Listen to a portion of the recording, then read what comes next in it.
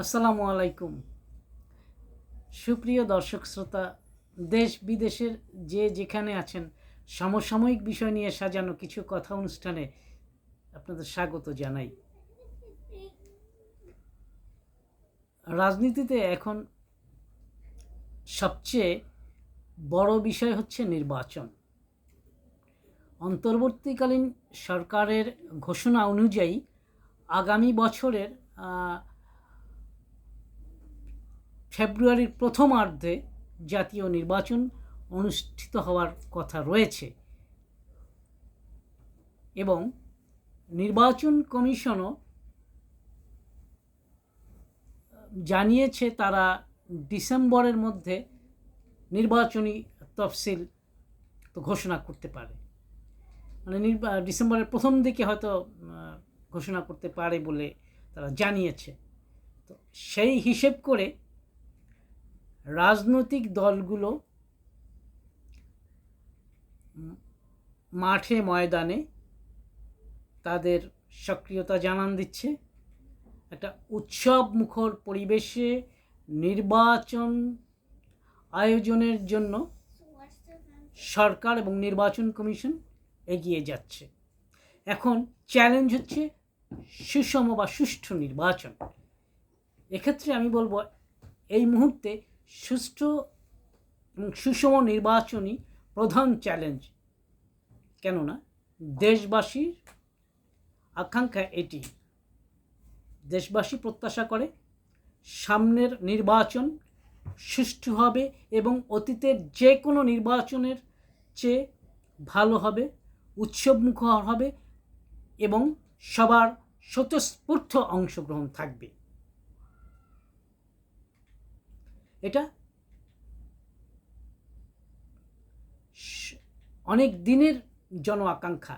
এবার সেই জন আকাঙ্ক্ষাই যাতে প্রতিফলিত হয়, নির্বাচন কমিশন, সরকার এবং রাজনৈতিক দলগুলো সেইভাবে নিজেদেরকে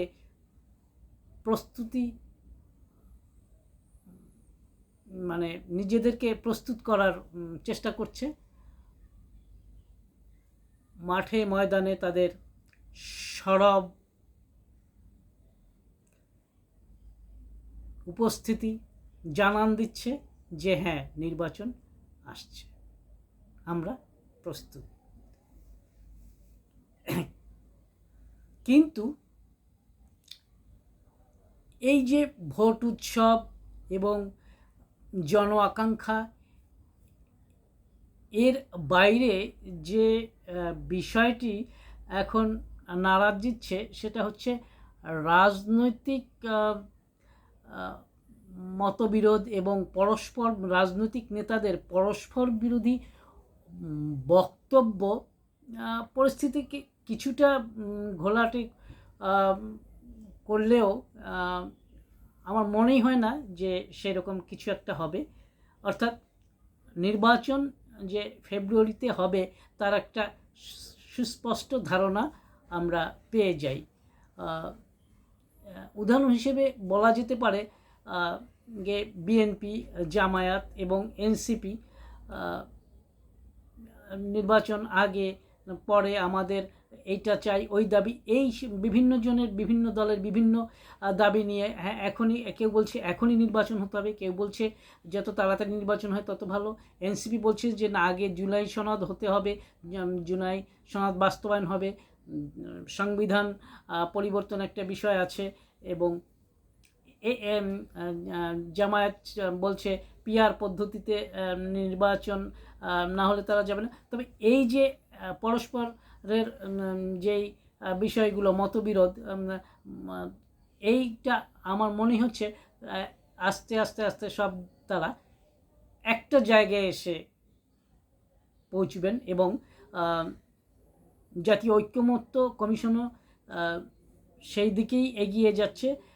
সব ভোটাকাঙ্ক্ষী সব রাজনৈতিক দলগুলোকে এক জায়গায় এনে একটি সুষ্ঠু, সুন্দর এবং নিরপেক্ষ নির্বাচন অনুষ্ঠান আয়োজনে জাতীয় ঐক্যমত্য প্রতিষ্ঠায় আন্তরিক।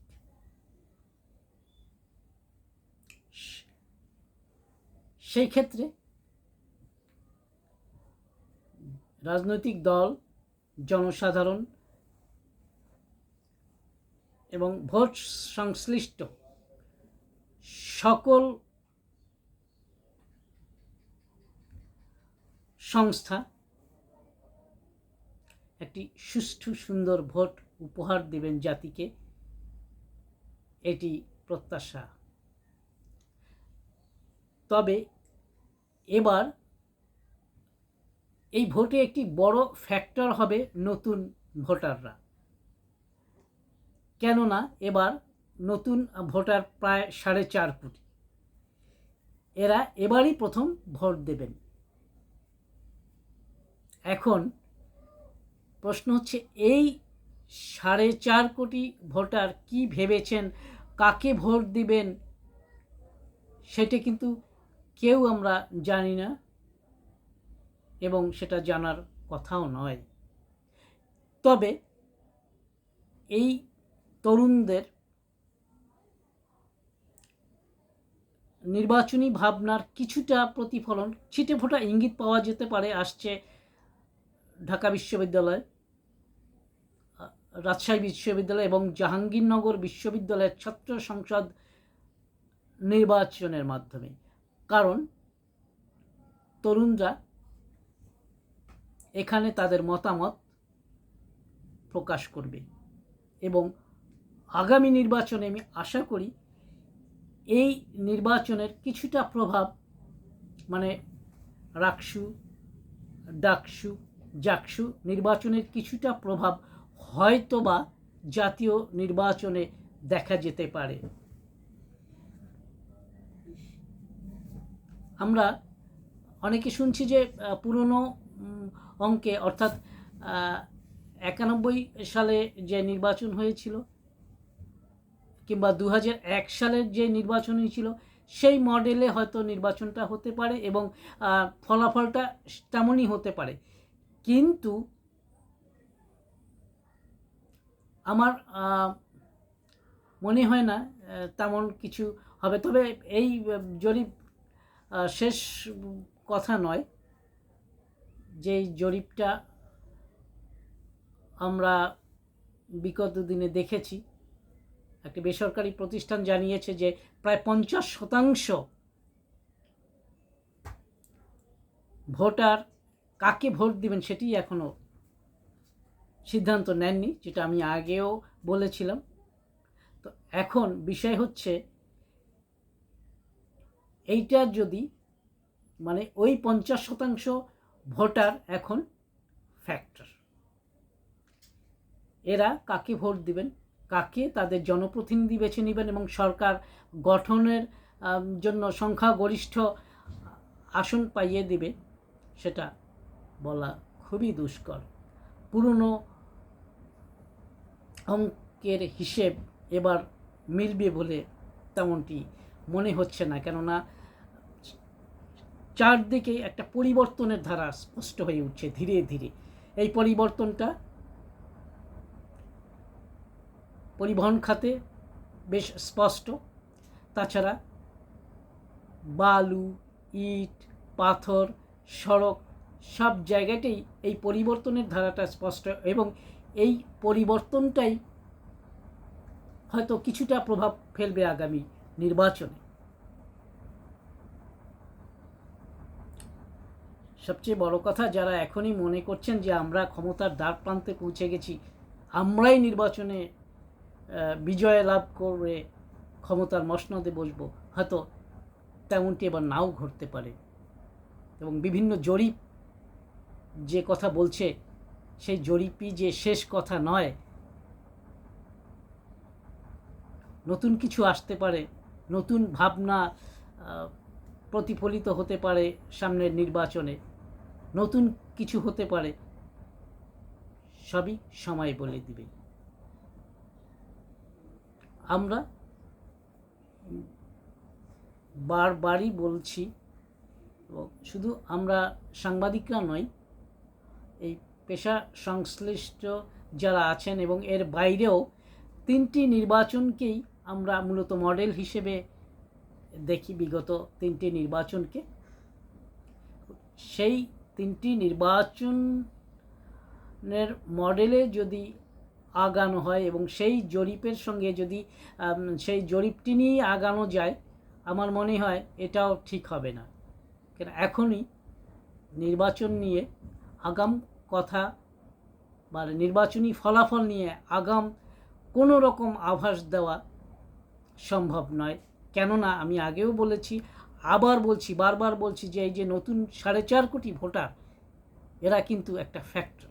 এবং আরও আছে যে যারা বলেছেন 49.50% বা এরকম কাছাকাছি বলেছেন যে তারা কাকে ভোট দিবেন এখন তারা সেই সিদ্ধান্ত নেননি। অতএব সাধু সাবধান। ইতিহাস, রাজনীতি এখন কিন্তু আর পুরনো দরজায় দাঁড়িয়ে নেই। নতুনকে স্বাগত জানাচ্ছে রাজনীতি, এখন আর পুরনো দরজায় দাঁড়িয়ে নেই। ইতিহাস পুরনো দরজায় দাঁড়িয়ে নেই। ভোটের আবহটা পুরনো দরজায় দাঁড়িয়ে নেই। সব একটা নতুন মোড়কে জাতির সামনে উপস্থাপিত হতে যাচ্ছে। অতএব সাধু সাবধান। যারা দখলবাজি, টেন্ডারবাজি, চাঁদাবাজি এবং ক্ষমতার মসনদের যাওয়ার জন্যে আকুল হয়ে আছেন, তাদের জন্য এই বার্তাই থাকবে, সাধু সাবধান। আবার বলছি, রাজনীতি পুরনো দরজায় আর দাঁড়িয়ে নেই। সুতরাং আপনাদের ভাবতে হবে, নতুন চিন্তা করতে হবে। বাংলাদেশ এগিয়ে যাবে নতুনদের হাত ধরেই, সেই প্রত্যাশাই রইল। আগামী দিনে আবার সমসাময়িক বিষয় নিয়ে বলবো কিছু কথা। ততক্ষণ আপনারা ভালো থাকুন, সুস্থ থাকুন এবং আপনার আশেপাশে যারা আছে তাদেরকেও ভালো রাখার চেষ্টা করুন। শুধু নিজে ভালো থাকবো তেমনটা যেন না হয়। আমরা সবাইকে নিয়ে ভালো থাকবো। আসসালামু আলাইকুম।